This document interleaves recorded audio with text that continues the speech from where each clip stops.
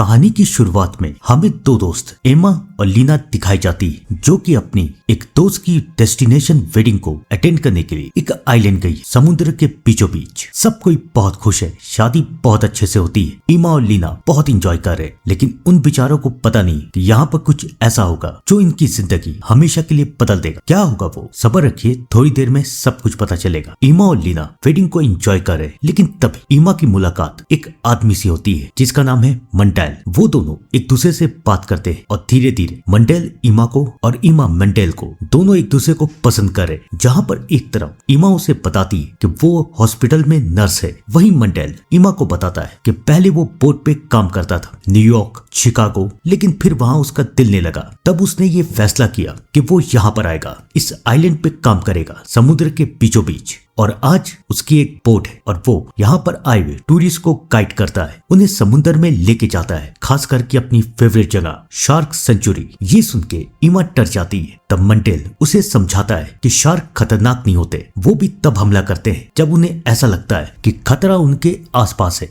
वरना वो भी काफी शांत रहते हैं। एमा और मंडेल आपस में बातें करे कि तभी वहाँ लीना आती है और लीना को भी मंडेल काफी पसंद आता है। वो एमा से कहती है कि ये तुम्हारे लिए परफेक्ट है। थोड़ी देर के बाद शादी की सारी रस्म पूरी हो जाती है और अब रात भी हो चुकी है, लेकिन मंडेल एमा और लीना से ये कहता है कि क्यों ना तुम दोनों कल मेरे बोट में आओ और मैं तुम दोनों को शार्क सेंचुरी ले जाऊंगा, सारे समुद्र में घुमाऊंगा। मैं तुम्हें कुछ ऐसा दिखाऊंगा जो शायद तुमने अपनी जिंदगी में आज तक कभी नहीं देखा हो, और ये सब देख के एक नया एक्सपीरियंस तुम्हारी जिंदगी में जरूर आएगा। एमा मना करती है, उसे शार्क से बहुत डर लगता था, किसे नहीं लगता, लेकिन लीना मान जाती है और वो वादा करती है कि वो कल एमा को लेके आएगी। अगली सुबह वही होता है। लीना एमा को लेके मंडेल के बोट की तरफ पहुंचती है, जहां पर मंडेल का स्टाफ रोहान भी है, जो कि मंडेल के साथ इस बोट में काम करता है। एमा और लीना बहुत खुश है कि आज वो कुछ ऐसा दिखेंगे जिसके बारे में उन्होंने सिर्फ सुना होगा। मंडेल भी उन दोनों को इनवाइट करता है और फाइनली ये चारों एक सफर पे निकल जाते हैं। धीरे धीरे वो समुद्र के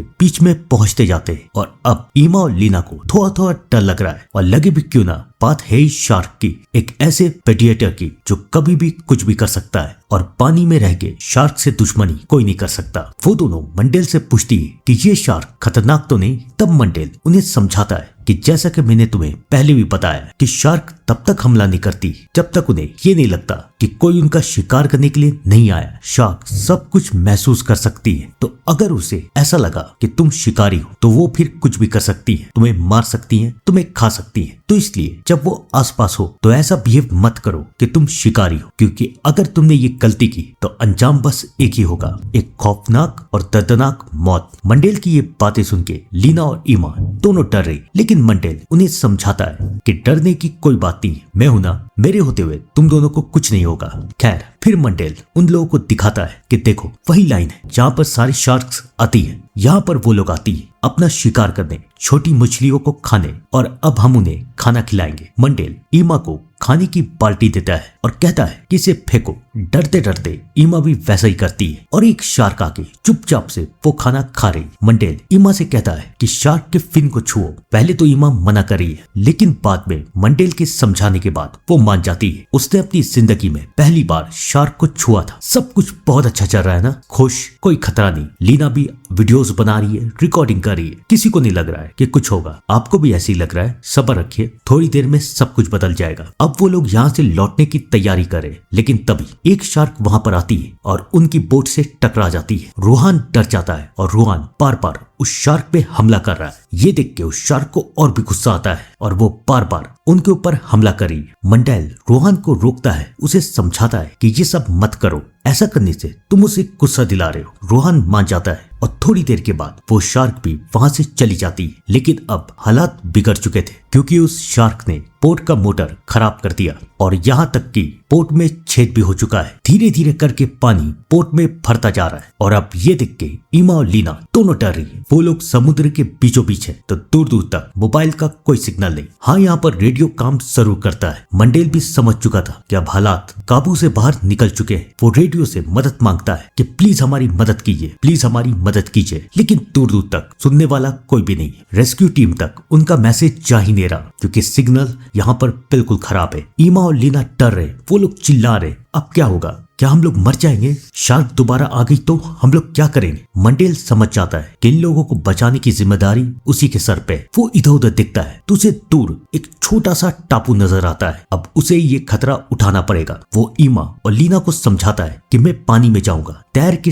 टापू तक जाऊंगा और वहां से मदद लेके यहाँ पर जरूर आऊंगा। ये सुन के ईमा डर जाती है। वो उसे समझाती है कि पानी में शार्क है और तुम तैरने की बात कर रहे हो। तब मंडेल ईमा को बताता है कि शार्क खून को सूंघती है, पानी में कोई खून नहीं है, मुझ में कोई खून नहीं है, तो शार्क मुझ तक नहीं पहुंच पाएंगी, उन्हें मेरा एहसास होगा ही नहीं। ईमा मंडेल से मना कर रही है, लेकिन अब ज्यादा वक्त बिल्कुल भी नहीं है। हिम्मत करके मंडेल पानी के अंदर कूदता है और तैरते हुए टापू की तरफ बढ़ रहा है। लेकिन तभी ईमा, लीना और रोहान ये देखते हैं कि एक शार्क धीरे धीरे करके मंडेल की तरफ बढ़ती जा रही। वो सब चिल्लाने लगते हैं, मंडेल जल्दी जाओ, जल्दी जाओ। और उनकी आवाज सुन के मंडेल भी सतर्क हो जाता है और वो वक्त पे उस टापू पे पहुंच जाता है। अभी तो फिलहाल मंडेल बच चुका है, लेकिन वो कब तक बचेगा, कैसे बचेगा, आइए जानते हैं। मंडेल तो मदद लेने के लिए अंदर जा चुका है, लेकिन बोट पे अकेले हैं वो तीनों। जितना डर ईमा और लीना को नहीं लग रहा, उससे ज्यादा डर रोहान को लग रहा है। वो बार बार चिल्ला रहा है कि अगर मंडेल वापस नहीं आया तो,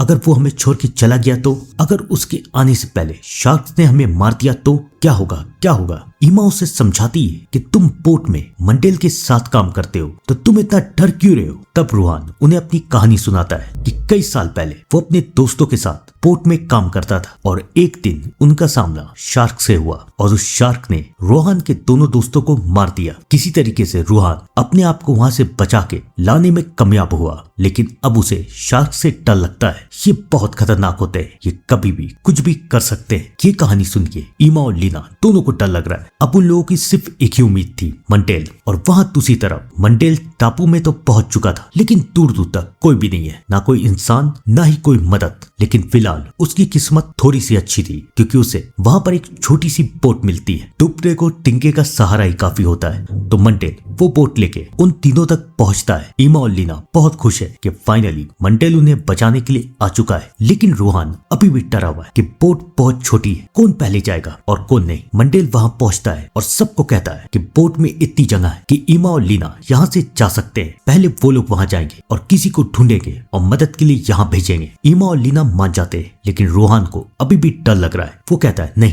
पहले मैं जाऊंगा, मैं जाके मदद बुला के लाता हूँ, तुम लोग सब यहीं पर हो। मंडेल रोहान को समझाता है कि ये दोनों हमारी जिम्मेदारी, हम बचे या ना बचे, लेकिन ये दोनों बचनी चाहिए। रोहान और मंडेल में काफी बहस हो रही है, हाथापाई भी हो रही है, लेकिन फाइनली रोहान को मंडेल की बात माननी पड़ती है। अब मंडेल लीना और ईमा से कहता है कि जाओ बोट में बैठ जाओ, लेकिन जैसे ही वो लोग पीछे पलटते हैं तो मंडेल और रोहान के धक्का मुक्की की वजह से उनका चप्पू गिर चुका है और वो धीरे धीरे करके उनसे दूर जाता जा रहा है। अब किसी को तो वो चप्पू लाना ही पड़ेगा। इस बार भी मंडेल हिम्मत दिखाता है और उस चप्पू को लाने के लिए समुद्र के बीच में उतरता है, लेकिन हर बार किस्मत अच्छी हो ऐसा तो जरूरी नहीं है ना। फाइनली एक शार्क मंडेल के ऊपर हमला कर देती है। किसी तरीके से मंडेल अपनी जान बचा के वापस आता है। आपको क्या लग रहा है, सब बच चुके हैं? नहीं, मंडेल के पैर से खून निकल चुका है, शार्क्स के मुंह में खून लग चुका है और अब इस महक को सूंघते हुए बाकी शार्क्स भी यहाँ पर जरूर आएगी। ये बात ईमा और लीना भले ही ना समझे,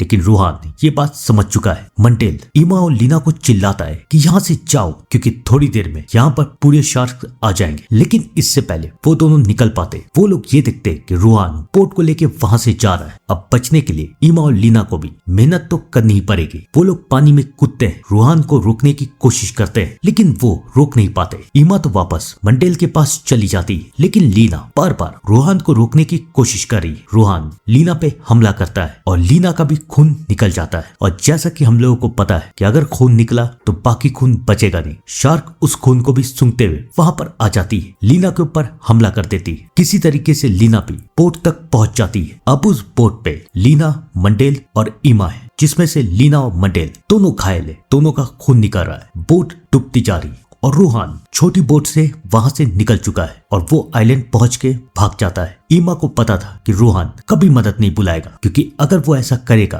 तो ईमा सबको बता देगी कि रोहान ने कैसे अपने फर्ज से मुंह मोड़ा है, यानी कि अब तो रोहान नहीं आएगा, उन्हें ही कुछ करना पड़ेगा। ईमा अपनी दोस्त की हालत देख के रो रही है, चिल्ला रही है। लेकिन मंडेल सारे हालातों को समझ रहा है कि मेरा और लीना का खून निकल रहा है और धीरे धीरे ये सूंघते हुए सारे शार्क यहाँ पर मंडराने लगेंगे। तब बच के निकलने का कोई रास्ता नहीं होगा। न मैं बच सकता हूँ न लीना, लेकिन ईमा बच सकती है। मंडेल ईमा को समझाता है कि बोट में कुछ लकड़ियां हैं, उनका राफ्ट बनाओ और यहाँ से निकल जाओ, लेकिन ईमा उन्हें छोड़ के जाने को तैयार ही नहीं। मंडेल और ईमा के बीच में बहस हो रही है, लेकिन तभी किस्मत उन पे थोड़ी सी मेहरबान हो जाती है, क्योंकि फाइनली रेस्क्यू टीम तक रेडियो से मैसेज पहुंच जाता है और वो उन लोगों को कहती है कि वो थोड़ी देर में वहां उनकी मदद के लिए आ रही है। ईमा लीना को बताती है कि रेस्क्यू टीम यहाँ पर आ रही है, लेकिन अब बहुत देर हो चुकी है। लीना मर जाती है और धीरे धीरे करके महक को सूंघते हुए शार्क भी वहां पर आती जा रही। मंडेल ईमा को समझाता है कि हमें टाइम चाहिए, लीना को पानी में फेंक दो, शार्क इसे खाएगी तो हमें कुछ वक्त मिल जाएगा। लेकिन ईमा ये करने से मना कर रही है। वो अपनी दोस्त को पानी के अंदर कैसे फेंक दे। मंडेल के काफी समझाने के बाद फाइनली ईमा भी मान जाती है और वो लीना को पानी में फेंक देती है। शार्क ईमा के सामने लीना को कच्चा चबा जाते हैं। अब बोट भी धीरे धीरे करके डूबती जा रही है। मंडेल राफ्ट में बैठता है और ईमा को बुलाता है, लेकिन अब ईमा सदमे में जा चुकी थी। उसके सामने उसकी दोस्त मर चुकी थी। शार्क ने उसे कच्चा खाया था। मंडेल समझ जाता है कि ईमा की हालत ठीक नहीं, तो वो ईमा को लेके राफ्ट में आता है। अब उन लोगों को इंतजार करना था रेस्क्यू टीम का, लेकिन कब तक वो इंतजार कर पाएंगे। थोड़ी देर के बाद मंडेल का भी खून बहने लगता है और अब शार्क धीरे धीरे करके उसके करीब भी आती जा रही। मंडेल समझ जाता है कि अब उसकी बारी है। वो ईमा को बचाने के लिए राफ्ट से उतर जाता है और अपने आप को शार्क के हवाले कर देता है। मंडेल ने अपना वादा निभाया। उसने वादा किया था कि जब तक वो है वो ईमा को कुछ नहीं होने देगा। अब ईमा पूरे समुद्र में अकेली बैठी है, कभी भी कुछ भी हो सकता है, लेकिन फिलहाल मरने की बारी ईमा की नहीं आई थी। रेस्क्यू टीम वहां पर पहुंच जाती है। ईमा बच चुकी है, लेकिन उसके दो दोस्त लीना और मंडेल दोनों मर चुके हैं। ईमा को समझ में नहीं आ रहा कि वो क्या करे। खतरा अभी टला नहीं था। आप लोग रूहान को भूल गए क्या? याद है ना, रूहान उसी बोट में। और अब रूहान का ध्यान ईमा की तरफ चला जाता है। उसे पता था कि अगर ईमा बच गई तो वो उसकी सच्चाई सबको बता देगी। वो ईमा को मारने की कोशिश करता है, लेकिन ईमा तो बच जाती है। और अब ईमा को लीना का बदला लेना था, तो वो रूहान को समुद्र के बीच में फेंक देती है। रूहान का भी खून निकल रहा है और आपको तो पता है ना, शार्क से भरे इस समुद्र में अगर खून निकला तो फिर खून बचेगा नहीं। शार्क रूहान को भी खा जाती है और इसी के साथ ये कहानी यहाँ पर खत्म। आप लोग भी कमेंट में सब बताइएगा कि ये कहानी आपको कैसी लगी। तब तक के लिए thank you and good bye.